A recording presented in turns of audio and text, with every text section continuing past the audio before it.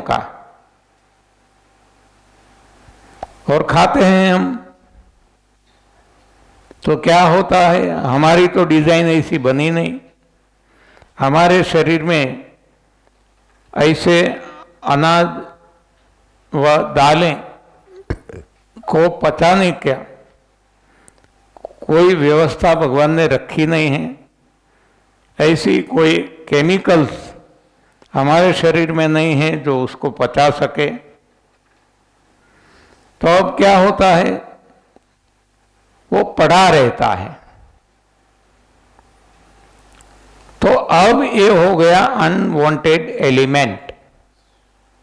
हमने व्याख्या की थी ना कि unwanted element accumulated in the body is the cause of diseases. तो ये अनवांटेड एलिमेंट बन गया हमारे शरीर के लिए, पक्षियों के लिए नहीं। पक्षियों के लिए जो सही भोजन है, अन्य सभी के लिए वो गलत आहार है, गलत भोजन है। और हम ज्यादातर वो खाते हैं। आप देख लेना कि हमारे भोजन में ज्यादा से ज्यादा प्रमाण, मात्रा है तो अनाज एवं दालों की है। दोपहर हम दाल चावल रोटी ऐसा कुछ खाते हैं, रात को खिचड़ी कढ़ी बाजरी की रोटी ऐसा कुछ खाते हैं। तो ये सब मिलेट, अनाज एवं दालें, पल्सिस, ये हमारे शरीर में पत्ता नहीं पत्ता तो पड़ा रहता है, पड़ा रहता है तो सड़ता है। सड़ान लगने से दुर्गंध युक्त गैस पैदा होता है, चिकनाई पैदा होती है, खटास पैदा होती है और बाद में कीड़े पड़ते हैं। यानी कि सारी दुनिया में मानव के द्वारा जो अनाज व दालें खाई जाती है वो गलत है। और जितने भी आज रोग है, ये सारे रोगों का कारण एक गलत आहार है। हाँ, हमने देखा था कि अनावश्यक पदार्थ शरीर में पड़ा रहता है तो वो रोग पैदा करता है। अनावश्यक पदार्थ कहाँ से आया? गलत आहार से। तो अब हम कह सकते हैं कि गलत आहार ही सभी रोगों का जनक है। रोग चाहे कोई भी हो, अभी कोरोना हुआ था, आप देख सकते हैं कि मानव को ही हुआ, 84 लाख योनियां किसी को नहीं हुआ, क्योंकि वो सही भोजन खाते हैं, हम गलत खाते हैं।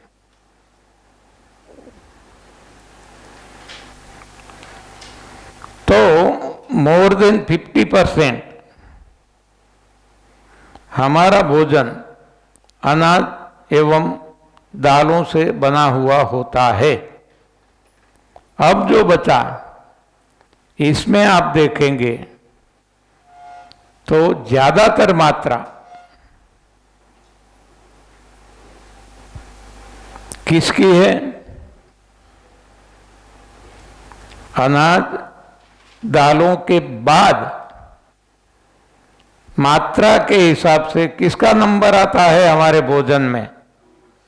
दूध और दूध से बनी चीजें, दूध, दही, छाछ, मक्खन, घी, मावा, मिठाइयाँ, पनीर, ये सब कुछ मानव जीवन में बहुत ऊंचा स्थान है।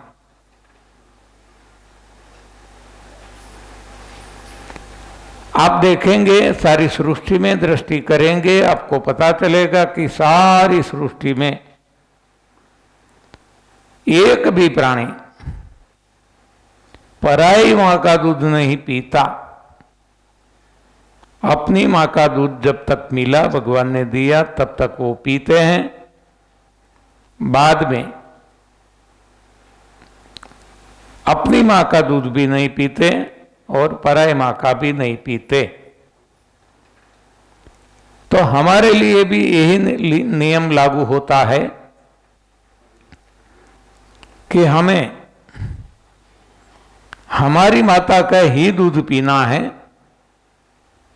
और जब तक हमारे लिए भगवान ने हमारी माता को दूध दिया तब तक ही पीना है। बाद में माता दूसरे बच्चे को जन्म देती है, दूध आता है तो वो दूसरे बच्चे के लिए है, हमारे लिए नहीं है। उसी तरह चाहे गाय का दूध हो, चाहे भैंस का हो, भेड़ बकरियों का हो, ऊँटनी का हो, जिसका भी है, उन सभी को भगवान ने अपने अपने बच्चों के लिए दिया है। एकदम सरल बात है, ये कोई लॉजिक नहीं है। और हमने प्रयोग करके देखा। मैं देहाती हूँ, गांव में मेरा जन्म हुआ, छोटे से गांव में 1500 की आबादी आज भी है। किसान परिवार में मेरा जन्म हुआ। हम मानते थे कि हमें ताकत का काम करना है, तो ताकत की ज़रूरत है, शक्ति की ज़रूरत है, और शक्ति ज़्यादा से ज़्यादा किलो कैलोरी में दूध और दूध से बनी चीज़ों से मिलती है। तो हम अपने घर गाय भैंस आदि रखते थे और बहुत ही दूध पिया करते थे। हमने भी पिया है। लेकिन जब पता चला फरवरी 1993 में, तब से अपने आप हमारा दूध छूट गया। तो देखो आज 29 साल हो गए, हमारे भोजन में से अनाज व दालें ज़्यादातर निकल गया और दूध से बनी चीज़ें भी पूर्णतः निकल गई। हमें पता चल गया कि हमारी गलती थी, तो हमने अपने परिवार में जो नवजात शिशु जन्म लेते थे उन पर भी प्रयोग किया। आज ये सारे बच्चे 10th 11th में पढ़ रहे हैं, यानी कि वो 16 साल के बन चुके हैं।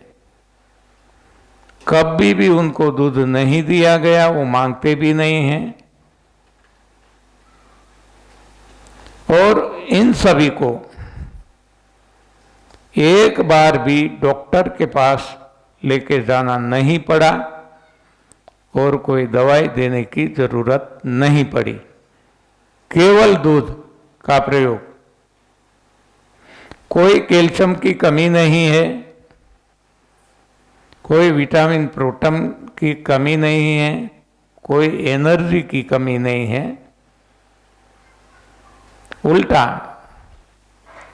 वो पढ़ने में अव्वल रैंक लाते हैं, सबसे आगे रहते हैं। इतनी बुद्धि भी सही भोजन से उनको मिली है।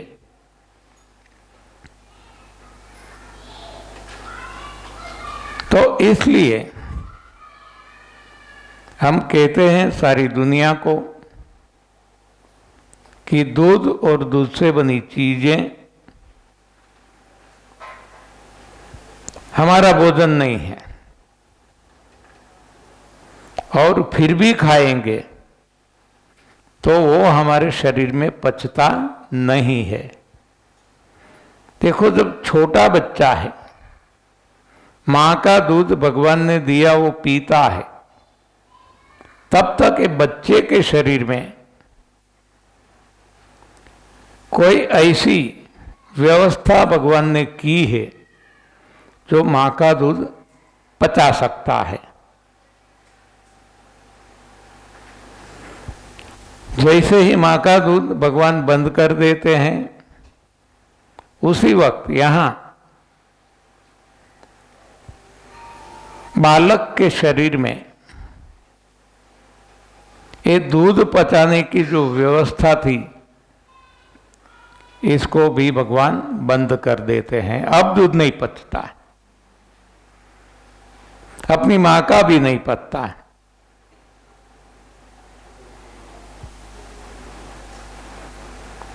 तो ये जब से हमारी समझ में आया,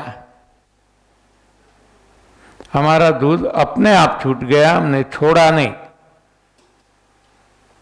अनाज डाले अपने आप छूट गए, छोड़ा नहीं। पहले बहुत खाते थे।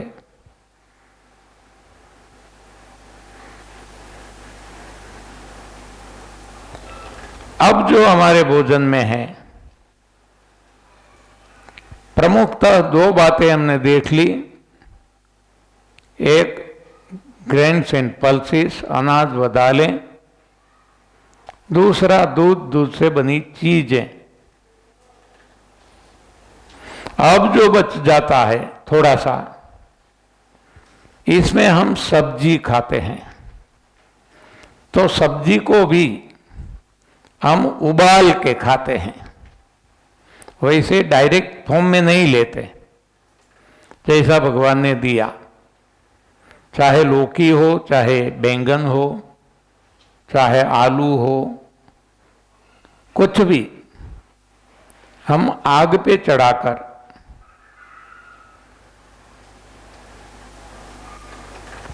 प्रोसेस करके खाते हैं। तो जब आग पे चढ़ जाता है, 100 डिग्री सेल्सियस तापमान बन जाता है, तब जो भी सत्व तत्व इसमें बचे थे, भगवान ने रखे थे हमारे लिए, हमारे शरीर के लिए, वो इवोपरेट हो जाता है, बाष्पीभवन हो जाता है, इसकी भाप बन जाती है और हवा में चला जाता है। अब जो बचता है वो क्या बचता है? कूड़ा कचरा, जिसको हम खाना कहते हैं। अभी वो खाना नहीं रहा, वो पाखाना हो गया। ऐसा भोजन जब हम खाते हैं तो अंदर वो पचता नहीं तो बदबू लाने वाली गंध पैदा होती है, एसिड पैदा होता है, म्यूकस, चिकनाई पैदा होती है, कीड़े पड़ते हैं और इस हिसाब से रोग होते हैं। तो देखो, जो भी हम खाते हैं ज्यादातर गलत आहार ही खाते हैं, और यही तो कारण है कि मानव शरीर रोगग्रस्त है। तो अब हमें पता चल चुका सही भोजन क्या है, गलत भोजन क्या है। तो सही भोजन में भी मात्रा देख लें। कंद, मूल, फल, पत्ती, ये भोजन है। तो इसमें जो कंद है धरती के नीचे होता है। कंद किसको कहते हैं? वो है आलू, शकरकंद, सूरण कहते हैं। हाँ, वो बड़ा होता है। तो ये सब सभी को कंद कहा जाता है। और मूल किसको कहते हैं? मूली, गाजर, हल्दी, जो जमीन के नीचे होता है लेकिन मूल के स्वरूप में है, रूट्स। कंद पचने में सबसे ज्यादा भारी है। मूल भी भारी है लेकिन कंद से कम भारी है। इसलिए जैन लोग जो हैं वो कंदमूल नहीं खाते। अच्छी बात है, लेकिन जैन हो, हिंदू हो, मुस्लिम हो, क्रिश्चियन हो, सिख हो, कोई भी हो, सभी ने एक गलती की है। वो क्या है कि वो अनाज दालें ज़्यादा खाते हैं, आग पे चढ़ा के खाते हैं, दूध से बनी चीज़ें खाते हैं। तो ये उनके लिए नुकसान करने वाला सिद्ध होता है, क्योंकि वो पत्ता नहीं, क्योंकि वो अपना भोजन नहीं। तो इसको पचाने की कोई व्यवस्था हमारे शरीर में भगवान ने नहीं दी है। हमारे शरीर में जो व्यवस्था भगवान ने की है पचाने की, वो है हमारा भोजन, यानी कि कंद, मूल, फल, पत्ती और पानी। लेकिन वो उबाल के नहीं लेना। हम पानी भी पीते हैं तो उबाल के पीते हैं, ये गलत है। जब पानी को उबाल देते हैं तो पानी में भी जो सत्व तत्व है वो नष्ट हो जाते हैं। अब वो डेड वाटर है। जो भोजन हमने आग पे चढ़ाया, पकाया, वो डेड भोजन है और ये डेड पानी है। तो इससे कमी, शरीर में कमियां आ जाती है। B12 की कमी, विटामिन D की कमी, हेमोग्लोबिन की कमी, बहुत सारी कमियां ये डेफिशिएंट फूड से आती है जो पकाया हुआ है। और हमारा ज्यादातर भोजन आप देखेंगे पकाया हुआ है। इसलिए हमारे शरीर में डेफिशिएंसीज क्रिएट होती है।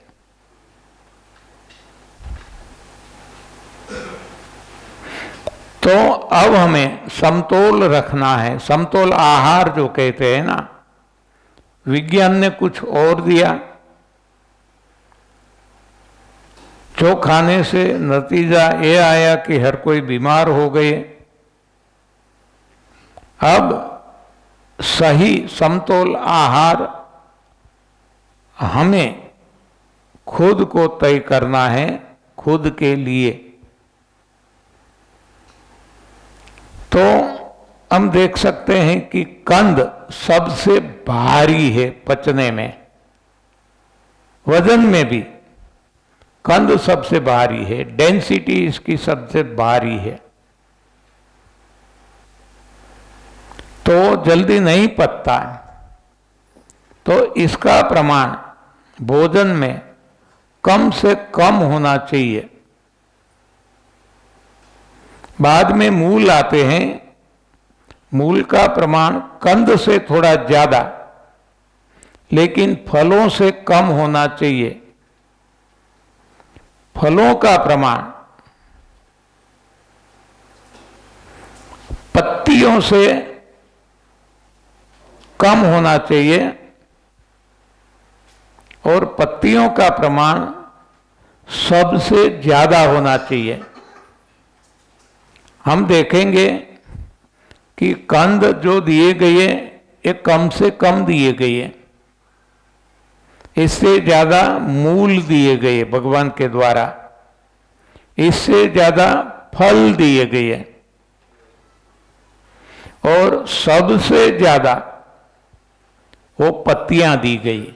देखो सारी सृष्टि में कहीं भी चले जाए बस ग्रीनरीज ग्रीनरीज ग्रीनरीज, हाँ, हरा भरा सब कुछ पड़ा है, क्योंकि ये हमारे लिए भगवान ने की हुई भोजन की व्यवस्था है। तो हमें सबसे ज्यादा हरी पत्तियां लेना जरूरी है, तब ये बैलेंस आहार बनेगा।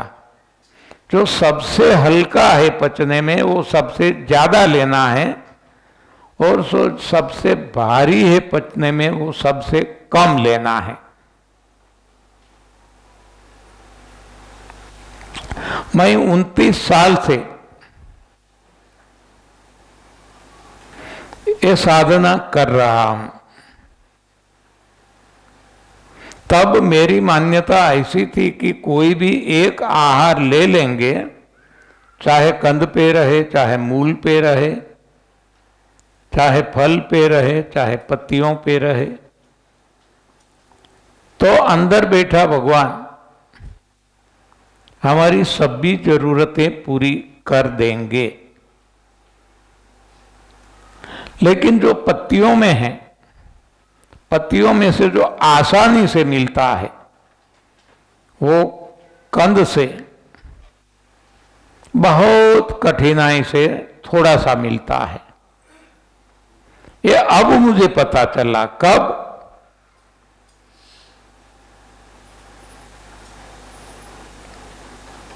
कुछ समय पहले, ऐसा मैं कह सकता हूं कि 7-8 साल पहले मुझे आंख की रोशनी कम होती लगने लगी।